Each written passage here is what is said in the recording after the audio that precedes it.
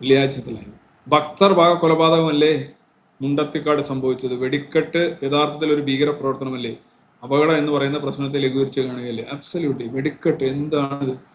അല്ല, ലേസർ ഷോയ്ക്കിലേക്കൊക്കെ മാറേണ്ട സമയം കഴിഞ്ഞു. ആന സിമെന്റ് ആനയിലേക്കും മറ്റേ റോബോട്ട് ആനയിലേക്കും. ഇപ്പൊ യുദ്ധം നോക്കൂ, സെലൻസ്കി യുദ്ധം ചെയ്യുന്നത് നോക്കൂ. അൺമാൻഡ് ഗ്രൗണ്ട് വെഹിക്കിൾസ് വെച്ചാണ് യുദ്ധം ചെയ്യുന്നത്. അതിന്റെ മുന്നിലാണ് റഷ്യൻ സൈനികർ കീഴടങ്ങുന്നത്. റഷ്യ ഒരു പ്രാകൃത രാജ്യമായിട്ടും യുക്രൈൻ ഒരു മോഡേൺ രാജ്യമായിട്ടും നിങ്ങൾക്ക് തോന്നില്ലേ? അവിടെയാണ് ഈ കരിമരുന്ന്. എന്താണ് ഈ ചൂടത്തിന്റെ സൈക്കിൾ? ആ വാർത്ത വായിക്കുമ്പോൾ തന്നെ ഒന്ന് ആലോചിച്ച് നോക്കും.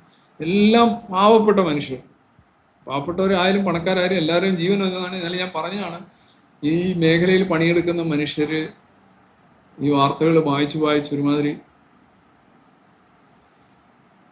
ഇത് ഭീകര പ്രവർത്തനം തന്നെയാണ്. ഈ ഉത്സവങ്ങൾ, മറ്റുള്ള ഉത്സവങ്ങളോടനുബന്ധിച്ച് എന്ത് കാര്യമാണ് മാനവികമായിട്ടുള്ളത്? ഈ പ്ലോട്ട്, ഇപ്പൊ ഒരു ഇടിവണ്ടി എന്ന് പറഞ്ഞ സാധനമുണ്ട്, ശബ്ദമലിനീകരണം, മനുഷ്യന്റെ എന്താണ്ടാണ് മനുഷ്യർക്ക് തോന്നാത്തത്? അവരിതെല്ലാം മതവികാരം വ്രണപ്പെടുന്നു എന്ന് പറഞ്ഞെടുക്കും. ഇത് ആർക്കാണ് വേണ്ടത് യഥാർത്ഥത്തിൽ? ഈ വിശ്വാസികളുടെ ഇടയിൽ തന്നെ ഒരു റഫറൻഡം നടത്തി കഴിഞ്ഞാൽ ഇതിനകത്ത് നല്ലൊരു ശതമാനം എതിർപ്പുണ്ടാവും. പക്ഷെ ഞാൻ പറഞ്ഞല്ലോ, എല്ലാ വിശ്വാസി കൂട്ടങ്ങളിലും മതങ്ങളിലും ഈ അക്രമി സംഘമാണ് അതിന്റെ ലീഡ് ചെയ്യുന്നത്. അവരാണ് പോളിസി തീരുമാനിക്കുന്നത്. അതാണ് പ്രശ്നം.